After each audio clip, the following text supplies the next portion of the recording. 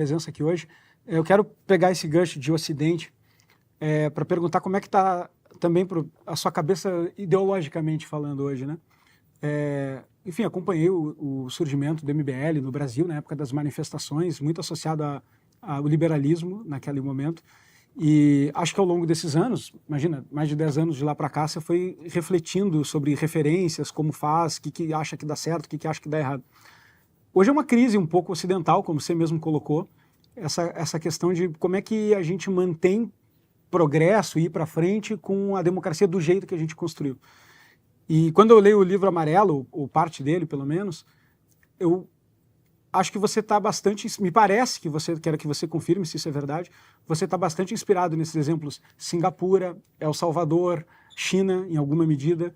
E eu queria saber como é que está a tua reflexão ideológica hoje sobre, sabe, como que a gente destrava essas coisas, você atualizou essas referências, continua um liberal, não é mais liberal, por que você mudou de ideia caso você tenha mudado? Quero entender essa cabeça ideológica hoje. É uma adaptação pragmática que a gente teve conforme a gente foi tendo acesso aos verdadeiros problemas brasileiros, conforme a gente foi saindo do debate de internet. O MBL era um movimento, acima de tudo, ele era liberal, mas ele era um movimento anticorrupção, e depois ele se torna também um movimento de crítica de costumes, de enfrentamento de guerra cultural. Mas quando, especialmente, eu tive duas experiências. Quando o Marquesan vira prefeito em Porto Alegre, eu era muito amigo do Marquesan, e eu fui falar de coisa, mas é fazer uma escola charter numa favela. Ele falou, Renan, deixa eu explicar um negócio. Ninguém vai querer fazer uma escola charter naquela favela ali, que eles chamam de vilas lá em Porto Alegre. Ninguém vai fazer isso. Eu já tentei, já conversei. E eu comecei a ver, e aí em outros casos que começou a abrir minha cabeça, sobre os limites de um certo paradigma que existe liberal, da ideia de que a iniciativa privada vai resolver tudo, diante de uma nação em que a educação e o conhecimento não é distribuído de maneira minimamente equânime. Então, haverá lugares em que o Estado vai ter que atuar, e porque sim, ele vai ter que atuar em muitas coisas. E o Estado vai ter que estar mais presente a partir do momento que certas partes da população, elas não são capazes de exercer liberdade de cidadania, porque elas não tiveram, sei lá, nem alfabetização suficiente para isso. E aí isso entra o governo Bolsonaro. No governo Bolsonaro a gente teve o Paulo Guedes, e ainda havia um liberalismo muito empolgado, uma ideia tipo, vamos privatizar tudo, a iniciativa para resolver. E aí a gente começava a ver assim, não, os problemas brasileiros eles continuam muito agudos em muitos temas, em muitas áreas. E aí isso se reforçou demais quando a gente começou a rodar o Brasil e ir nos lugares mais pobres do Brasil. E para mim, na campanha, especialmente na pré-campanha, que foi quando a gente começou a moldar o resto do livro Amarelo a isso, quando você vai no Brasil onde não há atividade econômica nenhuma, onde há uma total e completa dependência do Estado, onde não há exercício da cidadania, e onde essa ideia de democracia que a gente fica falando e vendo na TV, ela é só uma ficção. A relação que um brasileiro mais humilde tem com o político é uma relação de troca, em que ele dá o voto e o político entrega favores ao longo do ano. É uma relação, é uma parceria, quase um familismo que ele tem. Isso precisa de emenda circulando, política social circulando. E aí você percebe, ok, a coisa é muito mais profunda do que a gente imaginava. A gente fazer uma transposição de, vamos dizer, de ideias e conceitos de regimes em que as pessoas já estavam minimamente emancipadas, mesmo que seja os Estados Unidos do século XIX, em que as pessoas eram mais emancipadas, que elas construíam sozinhas suas cidades, montavam sozinhas suas escolas, isso não se dá no nosso contexto, é um contexto completamente diferente, até para o processo de colonização, mas há uma necessidade premente do Estado estar presente e construir civilização. E não dá para fazer isso sem o Estado. Então, pegar uma pessoa que era uma pessoa muito liberal, como era eu ou o Kim, e você apresentar esse problema, em quase todos os elementos que vai haver uma resposta, o Estado vai ter que atuar. Então você fala, ok, como fazer isso sem me tornar aquilo que eu criticava? E aí surge o desafio de procurar experiências internacionais em que isso aconteceu. E aí você vai encontrar essas que você citou, você vai encontrar grandes experiências que vão dos Estados Unidos, experiências que vão pegar da Itália em termos de gestão de cidades, experiências que vão do Japão, da China, de Singapura. E aí você vai percebendo, né, como você modula, como você gradua. Por exemplo, Mato Grosso, você tem uma coisa em que a classe, em que os grandes empresários do agro, eles estão se tornando grandes empresários agroindustriais, e eles participam da política, e eles participam das administrações das cidades, e tudo isso está funcionando sozinho. Mato Grosso, como um sistema econômico, político e social, realmente o governo federal, ele não precisa atuar muito em Mato Grosso, é só não atrapalhar muito. De fato, você teve uma fusão entre atividade econômica e atividade política que está fazendo bem para todo mundo. Não é o caso no Maranhão. Então, o Estado vai ter que estar presente de um jeito no Maranhão que ele não vai estar presente no Mato Grosso. E aprender a modular isso é um exercício de pragmatismo que demanda uma visão de mundo mais complexa. Eu acho que a gente está muito mais complexo e interessante hoje do que a gente jamais foi.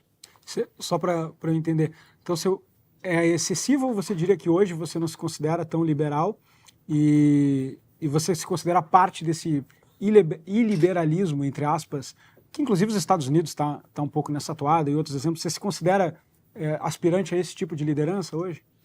Não, e é um termo, que aqui vocês não vão fazer essa interpretação, mas se eu jogar isso na Globo News, que eu sou um iliberal, minhas redes sociais são derrubadas automaticamente.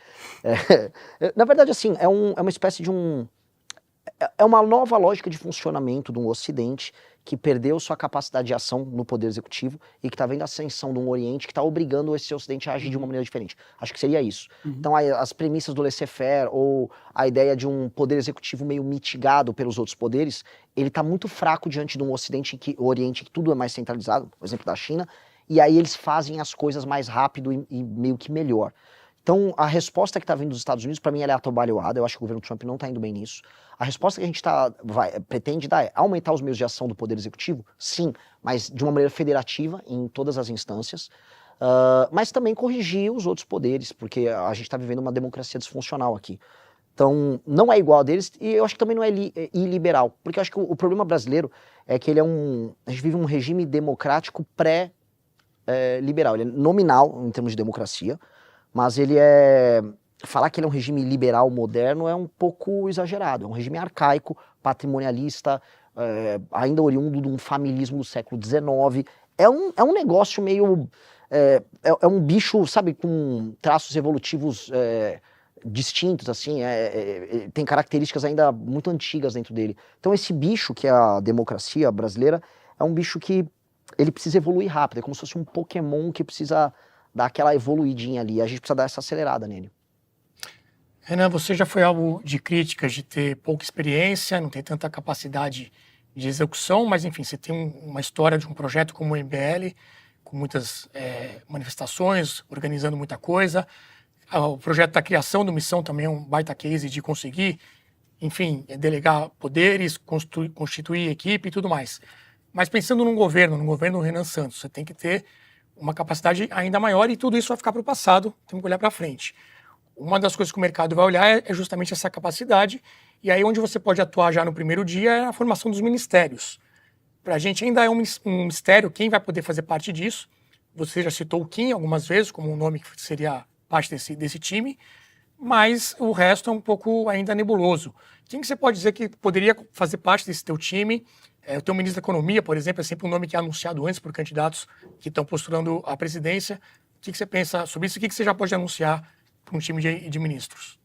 Eu acho que, assim, essa questão da experiência, realmente, eu tenho uma experiência política de 12 anos e as minhas entregas, quando comparado com os demais em termos de liderança política, elas são bem maiores que as deles. Basta ver que eu sou o único líder político que preside o próprio partido, defende as próprias ideias e tem autonomia para criticar quem quiser.